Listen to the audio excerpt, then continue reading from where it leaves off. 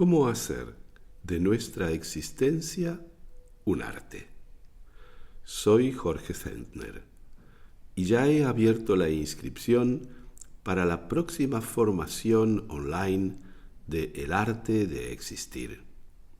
Serán 10 encuentros de 2 horas, un sábado al mes, donde podré compartir más en profundidad mi enfoque sobre los temas que abordo habitualmente en el podcast.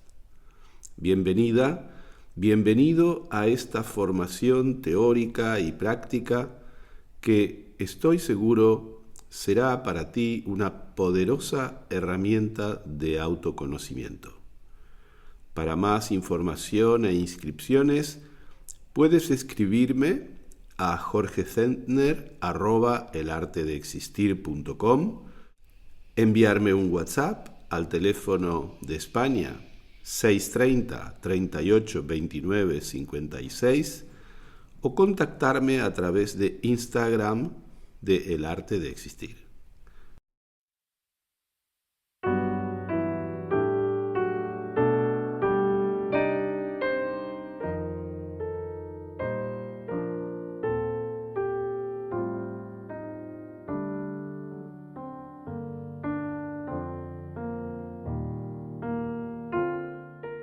Bienvenida, bienvenido a El Arte de Existir, el podcast de Jorge Zentner.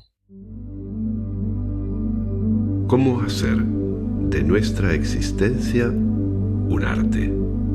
Soy Jorge Zentner.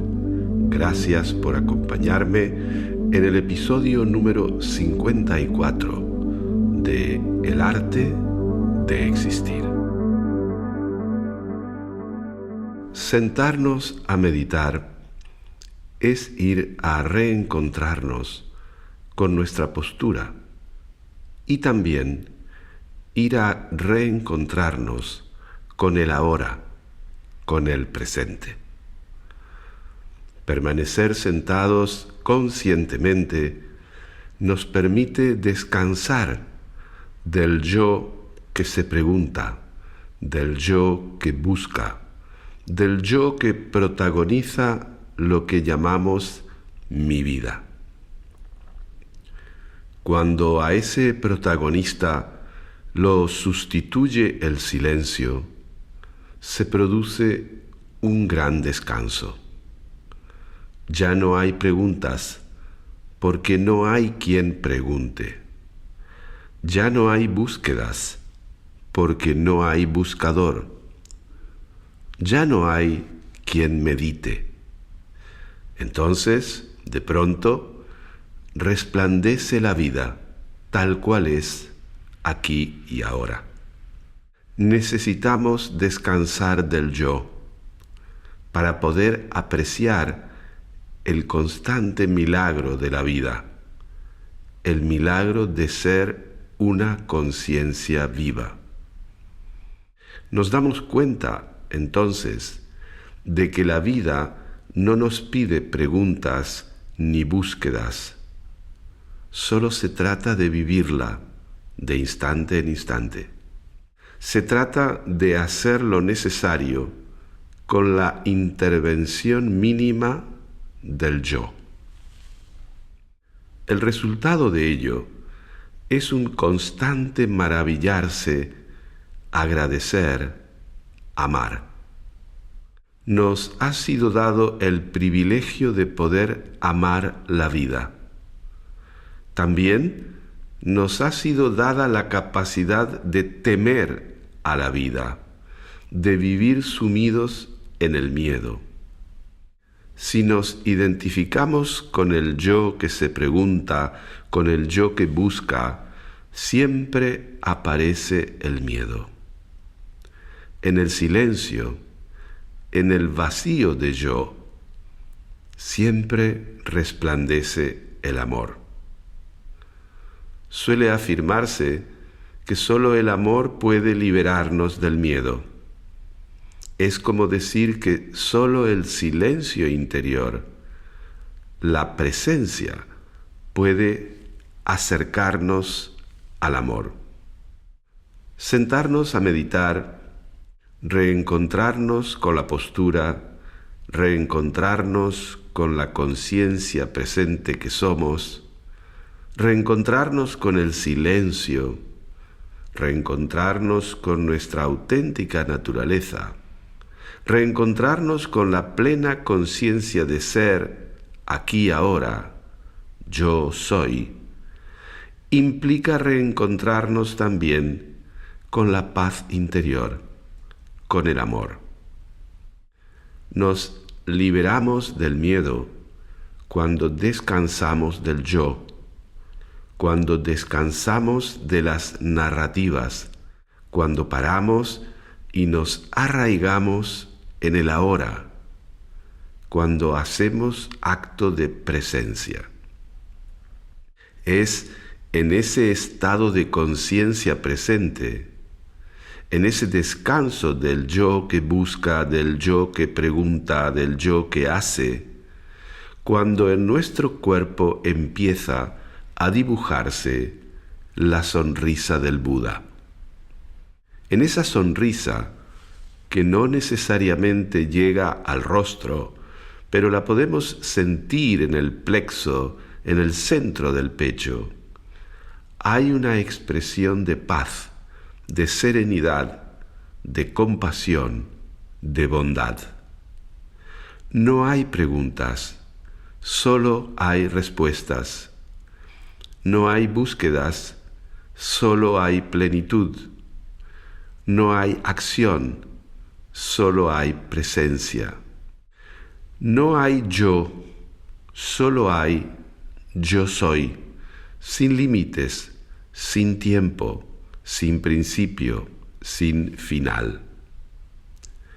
Cuando descansamos del yo, cuando nos liberamos del yo que pregunta, del yo que busca, del yo que supuestamente vive nuestra vida, del yo que protagoniza nuestro drama o nuestra comedia, en cada una de las células de nuestro cuerpo se dibuja la sonrisa del Buda.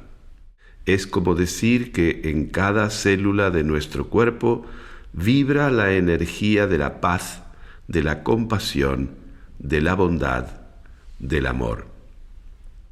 Practicar meditación, practicar la presencia, equivale a cultivar en nosotros la sonrisa del Buda.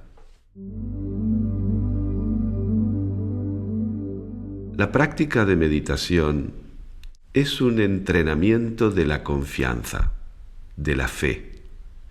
Lo es porque consiste en hacerse a un lado, en quitarse de en medio y en dejar que la vida se haga.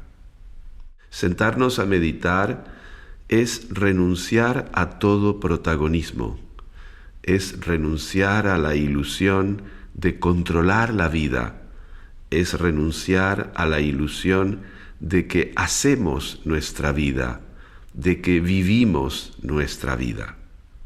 Sentarnos a meditar es aceptar que la vida nos vive.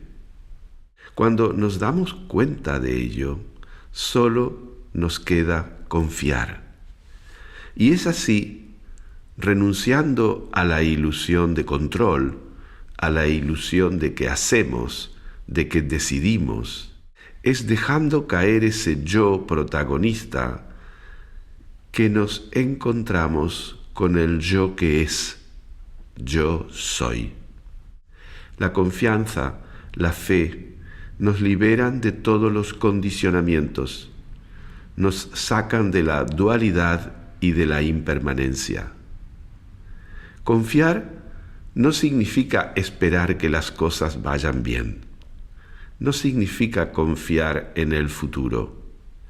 Confiamos en lo que es, en yo soy, aquí y ahora. Confiamos cuando sabemos quién de verdad somos. Confiamos en el conocimiento de nosotros mismos. Confiamos en el poder de ser, no en un ilusorio poder de hacer, poder tener o poder conseguir. Confiamos en el ahora, en el poder del ahora. Solo podemos confiar cuando a través del instante presente tomamos conciencia de lo eterno. La práctica de meditación nos permite entrar en intimidad con la confianza, nos familiariza con ella, porque día tras día nos sentamos en silencio, tomamos conciencia del ahora, dejamos caer la identificación con el yo que hace, el yo que tiene, el yo que piensa, el yo que siente, para reconocernos en el yo que es, yo soy, que siempre ha sido, que siempre será, libre de todo condicionamiento. Este viaje diario a nuestra auténtica naturaleza, a yo soy, es también un viaje al amor. Y solo el amor puede liberarnos del miedo. Solo el amor puede nutrir y desarrollar en nosotros la confianza y la fe. La práctica cotidiana es ese viaje a nuestro centro, a nuestra esencia, a la fuente, a quien de verdad somos. Toda una vida de práctica no agotará ni el misterio ni el tesoro de la práctica.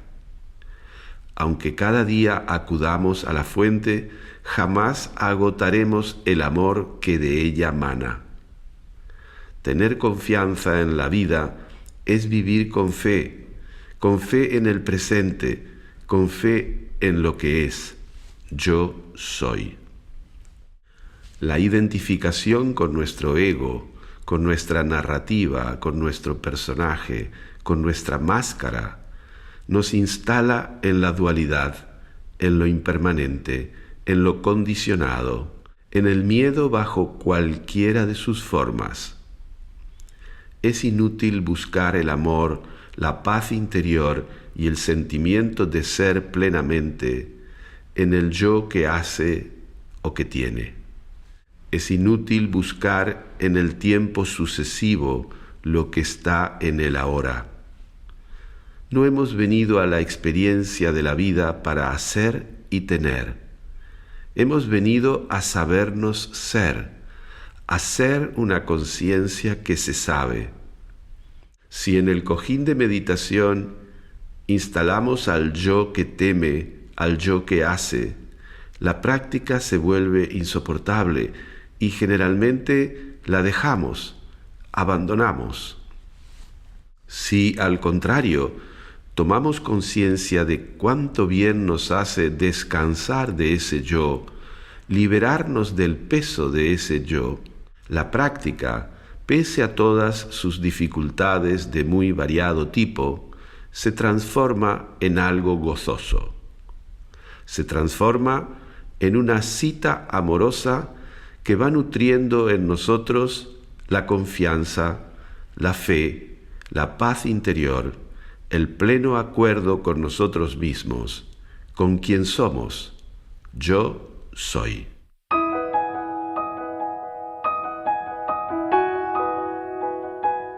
Y ahora, Jorge te abre su espacio de consultor existencial. En la consulta, te propone mapas y caminos posibles para evitar el sufrimiento inútil en tu diario vivir. Escribe a la consulta. Comparte con generosidad tus dudas, que son las dudas de todos. Coordina y presenta David Carneiro. Olá, Jorge, buenos días. Tenemos una pregunta de Ángela, 28 años. Estimado Jorge, soy casada y tengo un hijo de 3 años. Tenemos estilos y métodos muy diferentes en cómo criar nuestro hijo. Esto genera en mí mucha ansiedad y muchas discusiones. ¿Qué hacer si su pareja y usted están en desacuerdo en cómo criar a su hijo? Gracias, David. Lo que cuenta Ángela es lo que, entre comillas, podríamos llamar lo normal. Tenemos que tener en cuenta que cuando una pareja se juntan dos tradiciones familiares, dos maneras de ver la vida, dos maneras de estar en el mundo, distintos valores, distintas historias. Y por lo tanto, aunque te juntes con la persona que vive en la casa de enfrente, tendrás ese tipo de diferencias. Esto genera muchas veces discusiones porque ambos miembros de la pareja están apegados a una serie de creencias. Las creencias son afirmaciones o negaciones absolutas referidas a cosas que son relativas. Naturalmente, si tú afirmas absolutamente algo y la otra persona afirma absolutamente algo distinto sobre lo mismo, tenéis el conflicto ya bien servido.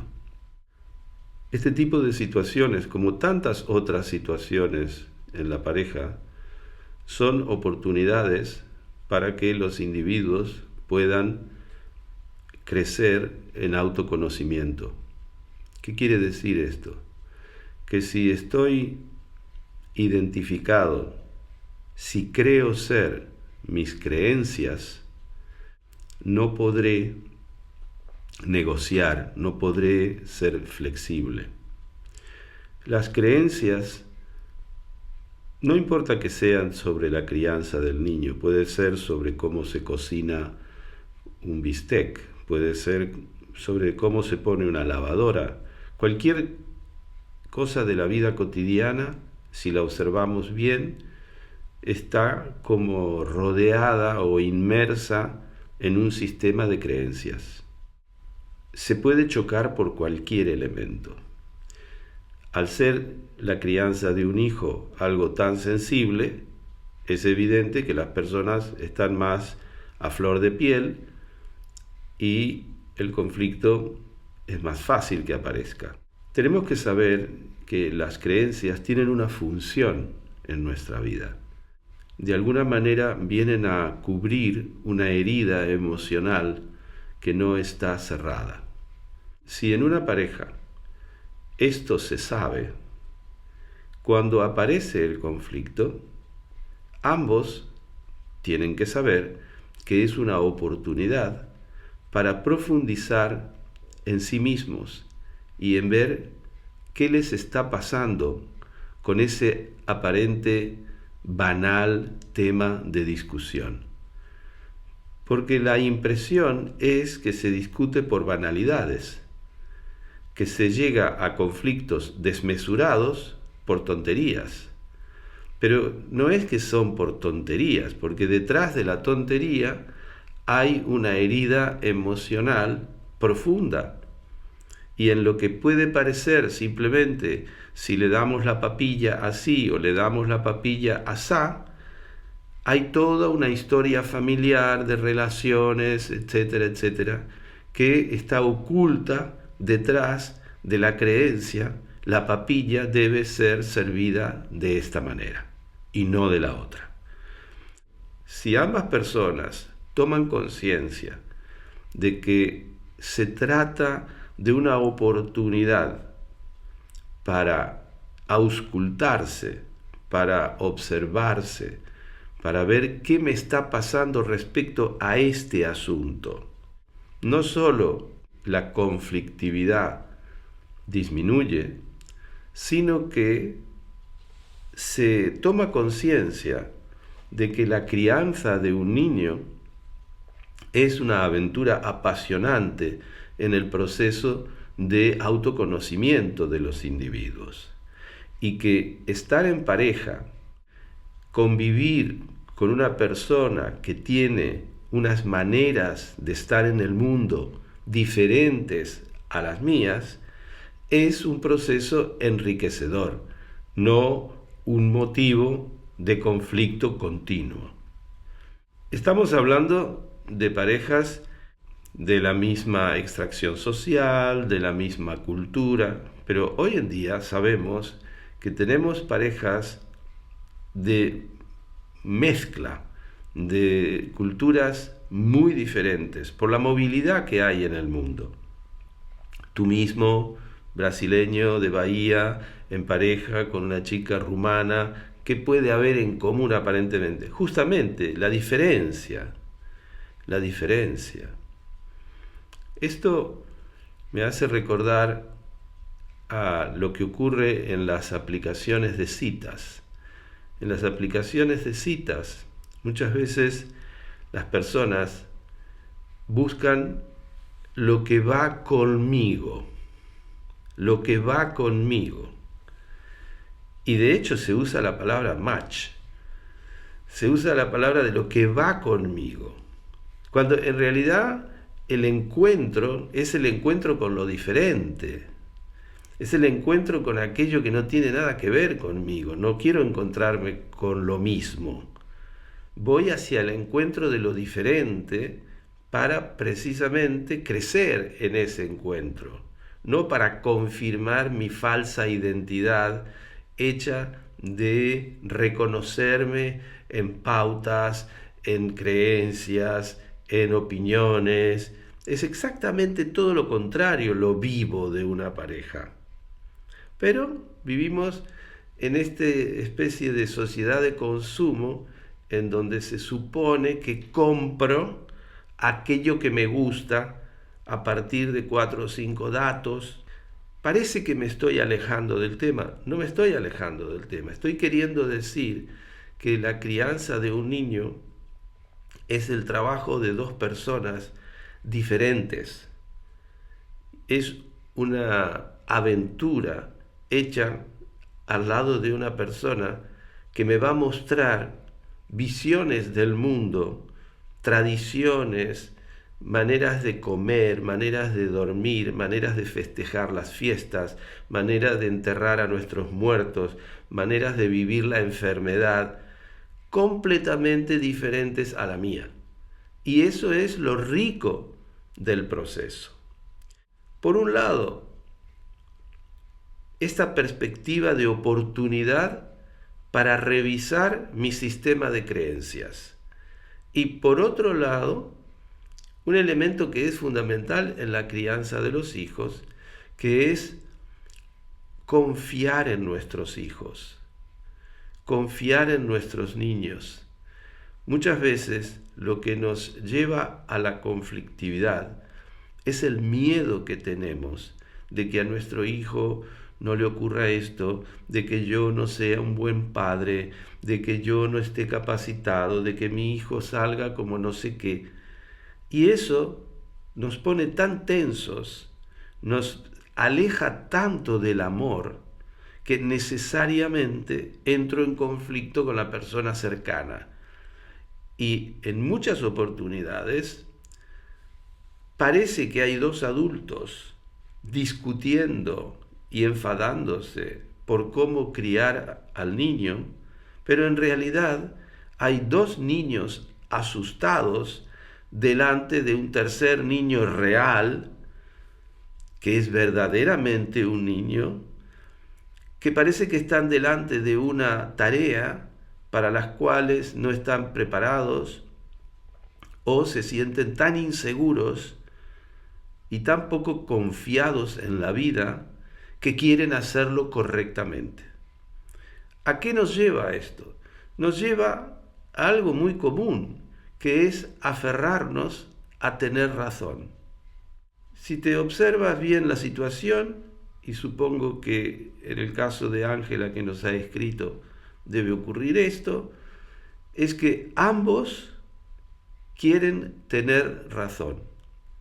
Y esto tenemos que analizarlo, porque queremos tener razón cuando nos domina el miedo y nos aferramos a unas ideas, a unas supuestas verdades absolutas, para no enfrentarnos a la incertidumbre, al misterio, a lo desconocido. Y claro, si tú te acercas a una persona y estableces una relación con esa persona, pero con miedo a asomarte a lo desconocido, entonces mejor no te acerques, porque una relación es eso, es acercarse al misterio. Y si luego de esta relación surge un hijo, ya un hijo es el misterio multiplicado a la enésima potencia. Es una vida que está surgiendo que no la acabaremos de conocer jamás. Es el misterio por excelencia, porque es la vida, y la vida es misterio, la vida es incertidumbre. Querer aferrarse a verdades absolutas, a afirmaciones, a cinturones de seguridad, en una aventura que por naturaleza te expone al abismo, te expone a tu propia ignorancia sobre ti mismo, a ignorar a la persona con la que estás y a ignorarlo todo del niño que has generado, es lógico que en ese panorama nos volvamos vulnerables, expuestos. Y como en tantos otros temas, lo que nos preserva o nos permite avanzar en la vida es el amor. Por lo tanto, si me voy a aferrar a tener razón, que es el síntoma principal de mis miedos, allí ya tengo una luz de alerta, ¿verdad? Tengo una luz roja que me dice, ¿qué me está pasando? Que quiero tener razón. ¿Cuál es mi miedo? ¿A qué me estoy enfrentando? Esto demanda siempre volver una mirada hacia el interior, hacerse un cuestionamiento, tener el coraje de ir a mirar lo que me ocurre, lo que estoy viviendo. Lo fácil es mirar al otro y no conectar con lo que siento. Lo fácil es criticar al otro, lo fácil es juzgar al otro, reprochar al otro. Tú no sabes, eso no es así. Y las frases que siempre aparecen en estos casos, mi madre me lo hacía así, mi abuela lo hacía así, en mi casa se hacía así. En el caso que nos está contando Ángela, autoconocimiento, observación de creencias, de dónde me viene esa creencia y qué es lo que me duele detrás de esa creencia. Confianza en la vida. Confiar en mi hijo es confiar en la vida. Y si yo no confío en la vida, difícilmente voy a poder acompañar el crecimiento de ese hijo desde el amor. Lo voy a acompañar desde el miedo, le voy a transmitir también en cada gesto que vivir es algo que da miedo, no algo que apasiona.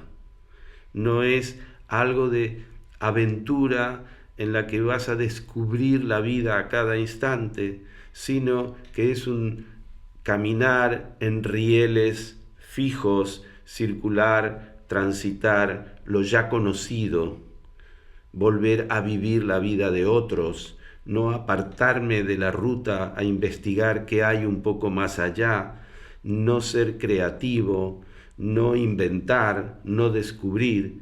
Bueno, una vida triste, una vida seca, una vida que corre detrás de la ilusión de seguridad y de que ya sé lo que va a pasar y que tiene que pasar lo que ya sé que tiene que pasar, y si no pasa eso, entonces esto no está bien. Creo que es un elemento tan importante lo que está en la pregunta de Ángela, que realmente daría para todo un episodio o una lista de episodios de este podcast, porque nos mueve en profundidad todo lo que significa el sentido de estar vivos, de encontrarme con otra persona, de generar una nueva vida, de acompañar a esta nueva vida en su desarrollo, etc.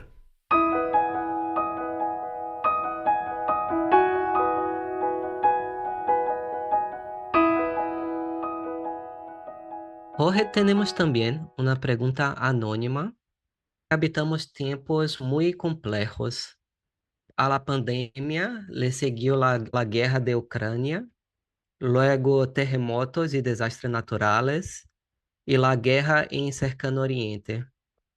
Las noticias están llenas de historias y fotos deprimentes y me siento cada vez más ansiosa y desanimada.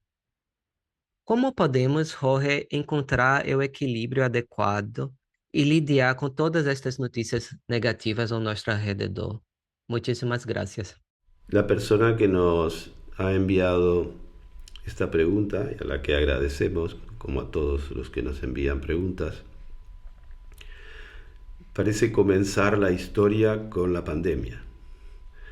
Pero si nosotros vamos más hacia atrás, veremos que constantemente aparecen en los medios de comunicación las noticias sobre situaciones de catástrofes, de guerras. Creo que en este momento hay cerca de 70 guerras abiertas en el mundo. No todas salen cada día en las primeras páginas. La información está súper centrada en algunos acontecimientos. ¿Qué quiero decir con esto? Que la vida está hecha de estos elementos, de la misma manera que junto con estos elementos tenemos acontecimientos que pueden hablarnos de la belleza de la vida, de cómo el ser humano puede ser solidario, de cómo el ser humano puede ser inteligente, amoroso, en fin, que todo está hecho de yin y yang y que en todos los tiempos ha sido así. Es verdad que los humanos, por nuestra propia condición, tenemos la tendencia a creer que nuestro tiempo es particularmente malo o especialmente malo. Yo supongo que esto se deriva del breve tiempo que tenemos para transitar la experiencia. No tenemos la referencia constante de lo ocurrido en otros momentos de la historia. Por lo tanto, magnificamos en la medida en que magnificamos nuestra propia identidad. Da igual si una persona cree que esta es una época especialmente infernal, que si otra persona, y hay muchas, creen que esta es una época de particular desarrollo de la conciencia, una nueva era que empieza. Es la misma creencia vista desde las dos direcciones. Yo personalmente no creo que esta sea particularmente una época tan negra ni tan luminosa. Creo que es un momento más y que es absurdo compararlo. Está claro que hubo guerras que involucraron a muchos países, hubo genocidios en distintos lugares del mundo, pero claro, ¿cómo podemos medir esto? Cada individuo vive su propia tragedia y luego hay tragedias masivas. Si nosotros pensamos lo que ocurrió hace 500 años, cuando los europeos llegan a América, unos pocos europeos llegan a América, muy pocos, contados europeos. Pero en la ignorancia, esto hace que transmitan unas enfermedades que deciman a la población de un continente. A la población de un continente, no estoy hablando de un país. Digamos que todos los tiempos han sido tiempos y cada humano vive su momento y vive su tragedia desde su óptica individual. Las cosas son como son. Nosotros lo comparamos con un mundo ideal y entonces nos parecen trágicas, pero si lo comparamos con un mundo trágico, a veces nos parece fantástico. Para centrarme en la pregunta, yo lo que leo detrás de lo que dice es que está buscando un poco de paz y en los periódicos no la encuentra. Y está claro que no va a encontrar la paz en los periódicos. La paz la vas a encontrar donde está, no en el lugar donde ella la está buscando. Allí no se encuentra. Creo que ya he dado alguna vez el ejemplo de una persona que va a una farmacia y pide gasolina. Y la persona que la está atendiendo le dice, mire, aquí no vendemos gasolina. Tiene que ir a una gasolinera. Y el cliente se obstina en pedir gasolina, se enfada porque no le dan gasolina, se decepciona porque en la farmacia no le dan gasolina, y entonces se va a otra farmacia y vuelve a pedir gasolina. A las cosas hay que buscarlas donde están. Y la paz interior no la vas a encontrar afuera, la vas a encontrar en tu interior. Por lo tanto, yo lo que le sugeriría es que cambie un poco su mirada, que pare y que vuelque una mirada hacia su interior.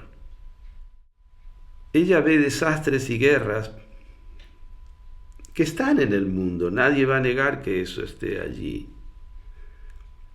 Pero hay mucho desastre y guerra en el interior de cada uno de nosotros. Entonces, si uno vuelca la mirada hacia el interior, con paciencia, con cariño, si cierra los ojos y abre el corazón, va a encontrar una mirada distinta, una mirada que no divide entre buenos y malos, entre bien y mal, una mirada que incluye, una mirada que no opina, que no juzga. Y entonces, lo más seguro es que si insiste en mirar hacia su interior, detectará que tras esa capa de borrasca, de miedos, de conflictos, encontrará un espacio vacío, silencioso y pacífico, que está ahí, que está ahí. Está claro que en el mundo tenemos muchos conflictos porque esta mirada hacia el interior no se cultiva, pero yo me digo que si observamos el tiempo en el que el humano está en el mundo, tampoco es tanto con respecto al planeta, y que tal vez simplemente estamos en una etapa de nuestro desarrollo muy primitiva, muy elemental, y que el resultado de esta agitación interna y de esta falta de exploración interna es lo que proyectamos en el mundo que tenemos. Es la materialización de nuestro estado interno. En lo individual siempre nos cabe la posibilidad de parar, de volcar la mirada hacia el interior y de ir a la búsqueda de lo que es nuestra esencia, que es un espacio infinito, eterno, tranquilo, transparente, luminoso y silencioso, sobre todo. Esa sería mi sugerencia para esta persona que nos ha escrito. Y luego, si quieres seguir mirando los periódicos, bueno, es algo que está allí, las redes sociales también informan de lo mismo, lo hacen de una manera que alimenta este tipo de conflictividad y de odio y de inquina tenemos un multiplicador tecnológico muy potente respecto a los conflictos. Por lo tanto, esta es la época en que nos toca vivir, en los que gran parte de la tecnología, de nuestro desarrollo tecnológico, está puesto al servicio del incremento de la conflictividad y de la violencia. Al mismo tiempo, este mismo desarrollo tecnológico es el que nos permite comunicarnos, David, el que nos permite transmitir también un enfoque diferente. Por lo tanto, ni bien ni mal es lo que hay en este momento.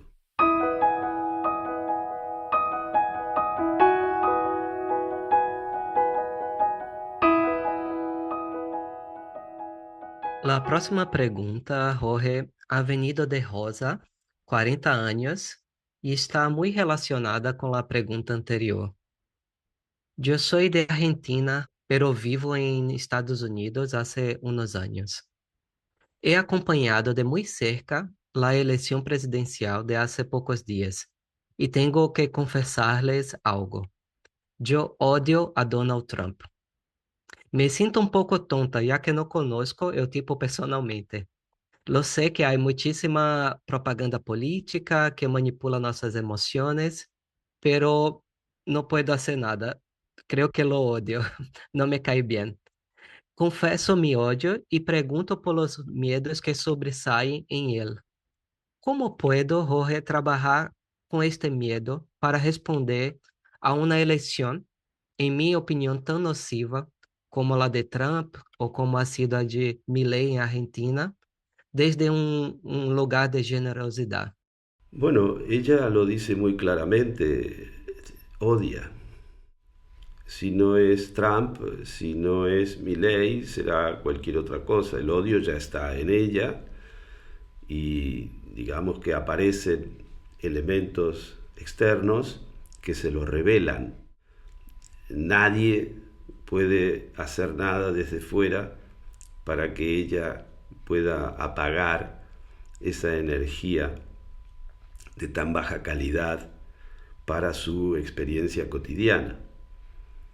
Al mismo tiempo, señala que ese odio tiene su origen en el miedo. Creo que es una muy buena aclaración.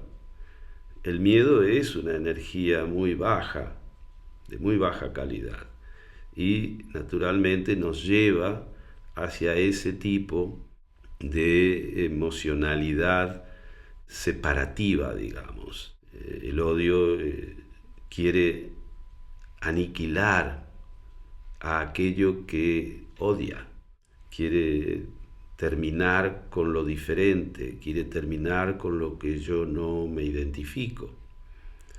Toda nuestra vida estamos acompañados por una identidad hecha de identificaciones y alienaciones.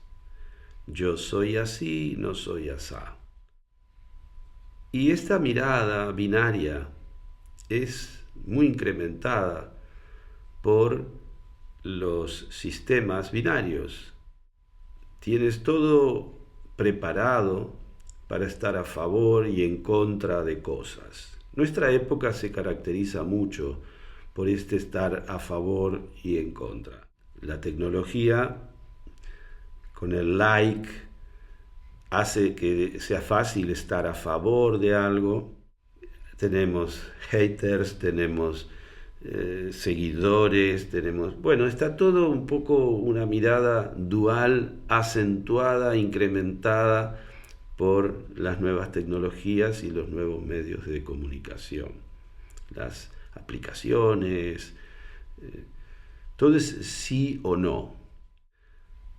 Esto hace que vivamos tomando todos los días una especie de sopa que nos lleva hacia lo que se llama la fractura social, la grieta, le llaman en algunos países, y que tiene que ver con un individualismo exacerbado en el que yo soy algo que no tiene nada que ver con el otro.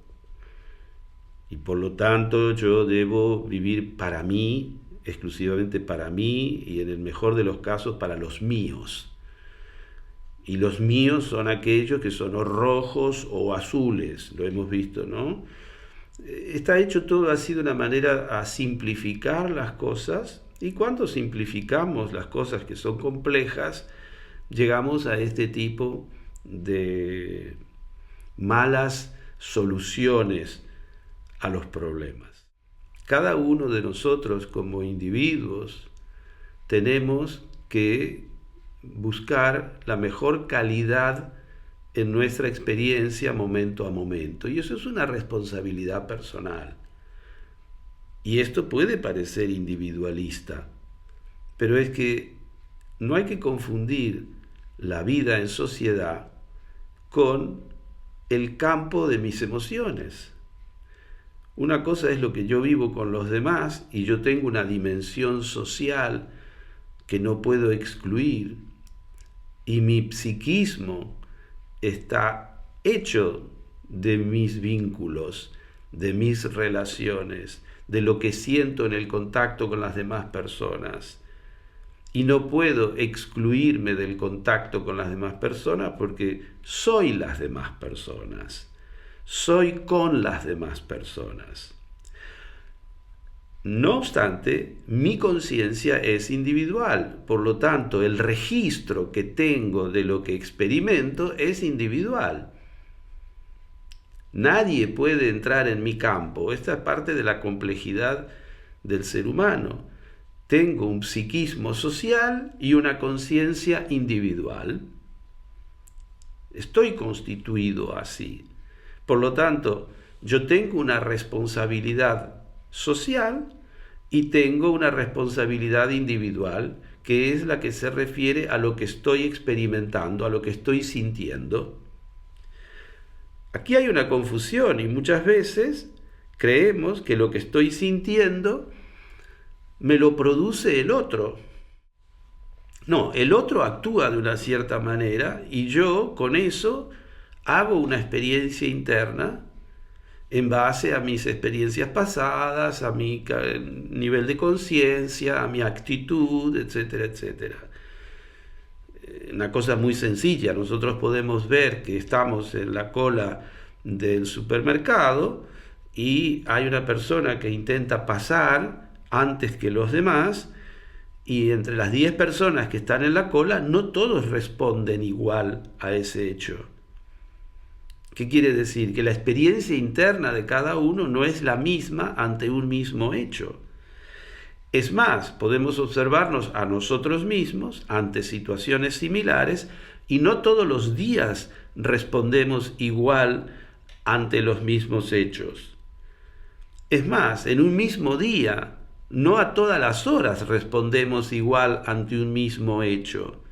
Porque claro, me puedo encontrar internamente muy distinto si es por la mañana temprano y acabo de venir de desayunar y estoy tranquilo y no tengo prisa y bueno, no sé qué, que si tengo que llegar a la última hora de la tarde porque me están esperando en mi casa, etcétera, etcétera. Entonces, mi respuesta será individual.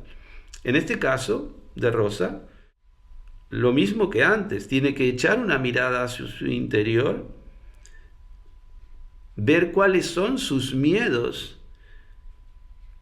ver cuáles son sus creencias, qué es lo que ella piensa que está defendiendo o atacando, cuáles son los riesgos para sus creencias de que haya un tal gobernante u otro, y hacerse cargo de lo que siente, ver qué le está ocurriendo, qué le pasa que no está en el amor o en la ecuanimidad o en un lugar que durante el día le hace sentir mal. Porque claro, ella no puede echarle la culpa a Trump de que siente odio. Trump no la conoce, Trump existe por su lado. Ella dice, no lo conozco a Trump personalmente. Bueno, le llegan informaciones o cosas, pero ella está en el odio y tiene miedo. Y es un tema suyo ese. Es ella la que tiene que observarse y ver qué le ocurre y de qué va esto que ella está viviendo. Es interesante, de todas maneras, volver sobre este asunto de la responsabilidad sobre nuestras propias emociones. No nos enseñan ciertas leyes de la dinámica emocional. Y una ley es que el punto causal de una emoción siempre es interno. Si nosotros empezamos a tener en cuenta esto, nos habituamos a hacernos la pregunta, ¿qué es lo mío en esto? Odio a Trump. ¿Qué es lo mío en esto? En el caso de Rosa, ella puede coger un lápiz y un papel y empezar realmente a observar qué es lo que le molesta de Trump. ¿Cuál es la energía que ella ve en Trump que a ella no le produce algo agradable? Le produce rechazo y odio, hasta el punto que quisiera eliminar esa energía. Ella no soporta que Trump le esté mostrando una cierta energía. Si lo hace con honestidad, verá que Trump le está mostrando una energía que está en ella. Y que ella está proyectando cosas sobre Trump, sobre Milei, y que en su sombra, como diría Jung, en su parte inconsciente, hay unas energías que ella no quiere asumir, que no está en paz con esas energías, y las ve en Trump. Trump viene a mostrarle, le hace de espejo de eso. Si lo hace con honestidad, ella verá que tal vez a sí misma ella se trata como Trump puede tratar a las otras personas o al mundo. Y no lo está asimilando, no lo está reconociendo, no lo está integrando a su conciencia. Posiblemente si ella hace este trabajo de reintegrar a su conciencia lo que en este momento está rechazado o ignorado, luego no quiero decir que Trump no le vaya a molestar o que ella se ponga a favor de las políticas que pueda proponer Donald Trump. Quiero decir que ella va a poder estar más en paz, va a poder limpiar ese odio que en este momento le está por dentro haciendo un trabajo de corrosión. Y posiblemente también se va a liberar del miedo que tiene a esa energía propia. Porque lo que ella está manifestando es miedo y teme a algo que la habita, pero no lo reconoce. Ella reconoce que teme a lo que Trump puede hacer en el mundo. Es muy fácil eso. Lo difícil es decir, sí, hay en mí unas energías, unas emociones, unas fantasías, unas expresiones de poder que me dan miedo, que quisiera quitármelas de mi interior, que odio tener eso en mi interior.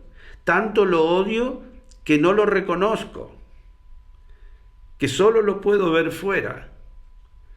Pero en cambio, si yo me permito parar, volcar una mirada hacia mi interior, ser honesto conmigo mismo, puedo llegar a hacer descubrimientos muy luminosos y Trump habrá sido el agente propiciador para que yo crezca en conciencia.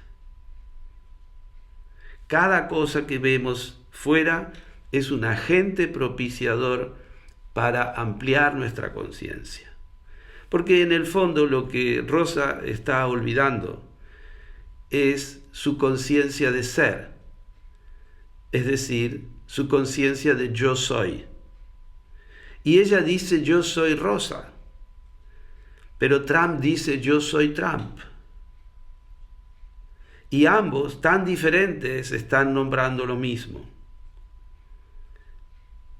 Por lo tanto, si olvidamos este elemento, es muy fácil que entremos en el odio, en el conflicto, en la guerra, etcétera, etcétera. Pero lo tenemos mucho dentro. No lo queremos ver. Muchas gracias, Jorge. Hasta la próxima. Muchas gracias, David, y muchas gracias a los oyentes que tan generosamente nos plantean sus preguntas. Muchas gracias. Muchas gracias por escuchar este podcast. Tu presencia completa el sentido de nuestro trabajo en el arte de existir. Un nuevo episodio estará a tu disposición en 15 días. Si lo deseas, tienes la posibilidad de suscribirte a través de Spotify, Apple Podcast o la plataforma de tu preferencia.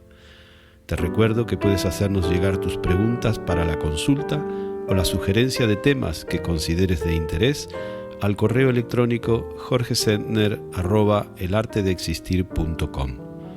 Para mantenerte al día de las actividades que propongo, talleres de grupo, retiros de meditación, charlas, publicaciones, etc., no dudes en suscribirte a nuestra newsletter o seguir las redes sociales que figuran en la descripción de este episodio. Hasta muy pronto. Soy Jorge Sentner. Ojalá que este podcast sea una fuente de inspiración en tu propósito de hacer de tu vida un arte, el arte de existir. Mesa de redacción, David Carneiro. Música y edición de sonido, Antonio Mazzei. Imágenes y grafismo, Mariona Cabaza. Producción y coordinación general, Bruno Gargiulo. Locución, quien les habla, Nujavi Ramírez. Dirección y presentación, Jorge Sentner.